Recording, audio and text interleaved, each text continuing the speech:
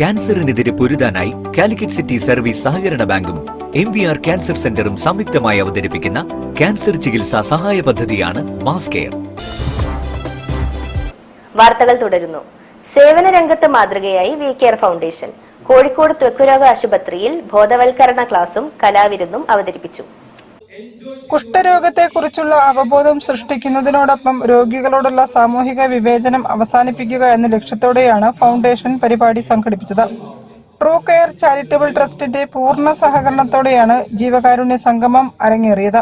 Enjoy ചെയ്തുകൊണ്ട് ഈ ഭൂമിയെ പ്രകൃതിയെ ആസ്വദിച്ചുകൊണ്ട് നമ്മൾ ഒരുമിച്ച് ജീവിക്കാൻ പോവുകയാണ്.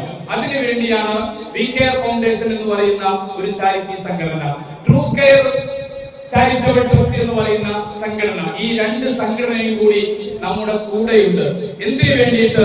നമ്മുടെ ജീവിതം ആസ്വദിക്കാൻ വേണ്ടിയിട്ട്. അപ്പൊ അതുകൊണ്ട് ഇന്നു മുതൽ നമ്മൾ ഓരോരുത്തരും നമ്മുടെ മനസ്സുകൊണ്ട് തീരുമാനമെടുക്കുക, ഞാൻ പരിപൂർണ ഹാപ്പിനെസ്സോടുകൂടി പരിപൂർണ സന്തോഷത്തോടു കൂടിയാണ് ഞാൻ ഇന്നു മുതൽ ജീവിക്കുക. ട്രസ്റ്റിന് കീഴിലുള്ള മെലഡി കഫേയിലെ പ്രമുഖ ഗായകർ അണിനിരന്നതോടെ ഹോസ്പിറ്റൽ പരിസരം ആഘോഷപൂർണമായി.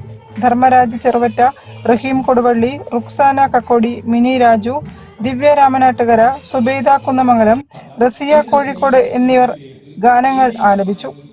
വി കെയർ ഫൗണ്ടേഷനിലെ സന്നദ്ധ പ്രവർത്തകർ അവതരിപ്പിച്ച ഒപ്പനയും പരിപാടിക്ക് മാറ്റുകൂട്ടി.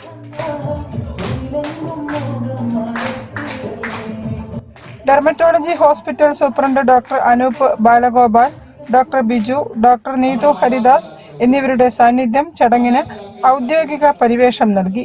V care foundation chairperson Faseena, മുഖ്യ രക്ഷാധികാരികളായ Thalhath Kunnamangalam, true care charitable trust chairperson Amina Jiju തുടങ്ങിയവർ പരിപാടിയിൽ പങ്കെടുത്തു.